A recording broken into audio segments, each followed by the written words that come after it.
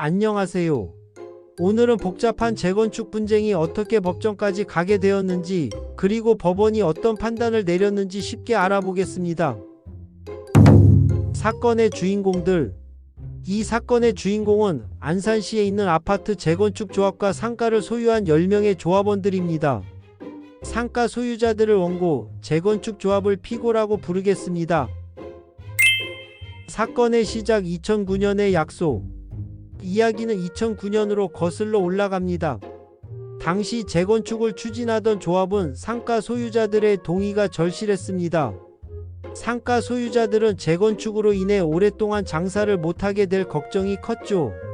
그래서 조합과 상가 소유자들 사이에 중요한 약속이 만들어졌습니다. 이 약속의 핵심 내용은 다음과 같았습니다. 첫째, 새로 지을 상가의 면적을 기존만큼 보장해 주겠다. 둘째, 영업을 못하는 동안의 지원금으로 총 5억 원을 주겠다. 이는 상가 소유자 10명에게 각각 5천만 원씩 주는 것이었습니다. 셋째, 이사 비용도 아파트 조합원들보다 2배로 지원하겠다는 것이었습니다. 이 약속을 믿고 상가 소유자들은 재건축에 동의했고, 조합도 공식 총회에서 이 약속을 지키겠다고 결의했습니다. 약속이 깨지다. 그런데 문제가 생겼습니다. 시간이 지나면서 조합은 이 약속과 다른 계획을 세우기 시작했어요. 2014년에 만든 관리처분 계획에서는 상가 소유자들에게 불리한 조건들이 포함되어 있었습니다. 상가 소유자들이 받을 수 있는 혜택이 줄어들고 부담해야 할 비용은 늘어나는 내용이었죠. 상가 소유자들은 약속이 다르잖아 라며 법원에 소송을 냈고, 법원은 2017년에 조합의 계획이 잘못되었다며 취소하라고 판결했습니다. 그런데도 조합은 포기하지 않았습니다.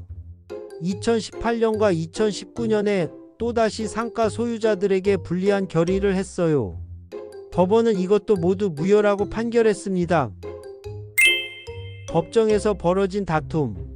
결국 상가 소유자들은 조합을 상대로 손해배상 소송을 냈습니다.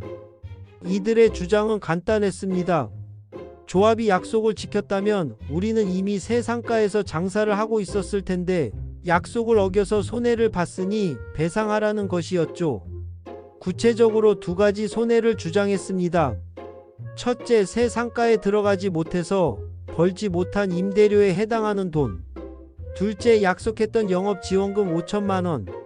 조합은 이에 맞서 그 약속은 애초에 무효였고, 우리도 나름대로 노력했는데 상가 소유자들이 계속 소송을 걸어서 일이 지연된 것이라고 반박했습니다. 법원의 현명한 판단. 법원은 상가 소유자들의 손을 들어주었습니다. 법원이 내린 판단의 핵심은 이렇습니다. 2009년 약속은 조합의 공식적인 의무가 되었다. 조합은 재건축을 위해 상가 소유자들의 동의가 꼭 필요했고, 그 대가로 한 약속이니까 반드시 지켜야 한다. 나중에 상황이 바뀌었다고 해서 일방적으로 약속을 어기는 것은 신의성실 원칙에 어긋나고 형평에도 맞지 않는다. 손해배상 금액은 얼마? 법원이 인정한 손해배상 금액을 살펴보겠습니다. 먼저 월 임대료 상당액입니다.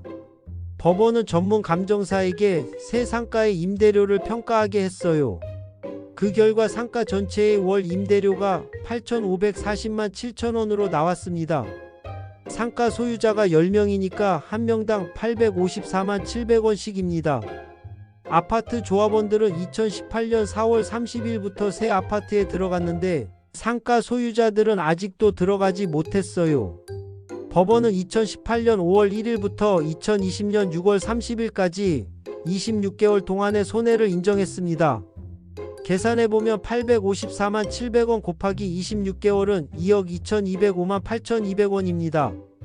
두 번째로 영업장 대체 지원비입니다.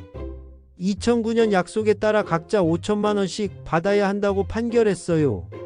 따라서 각 상가 소유자는 총 2억 7205만 8200원을 받게 되었습니다. 이자도 함께. 조합이 이 돈을 바로 주지 않으면 이자도 내야 합니다. 판결 선고일까지는 연 5%, 그 이후부터는 연 12%의 이자를 붙여서 지급해야 해요. 소송 비용은 누가 낼까? 이번 소송에서 가장 중요한 부분 중 하나가 바로 소송 비용 문제입니다. 법원은 소송 비용 전액을 조합이 부담하라고 판결했습니다. 이는 상가 소유자들이 승소했기 때문입니다. 소송 비용에는 법원에 내는 수수료, 변호사 비용, 감정 비용 등이 모두 포함됩니다. 즉, 상가 소유자들은 소송을 하면서 들어간 모든 비용을 조합으로부터 돌려받을 수 있게 된 것입니다. 이 사건이 주는 교훈. 이 판결은 중요한 메시지를 담고 있습니다. 재건축이나 재개발 과정에서 다수가 소수의 정당한 권리를 함부로 침해해서는 안 된다는 것입니다. 한 번 한 약속은 반드시 지켜야 하고, 특히 그 약속을 믿고 동의한 사람들의 신뢰를 저버려서는 안 된다는 법의 정신을 보여준 사례라고 할 수 있습니다.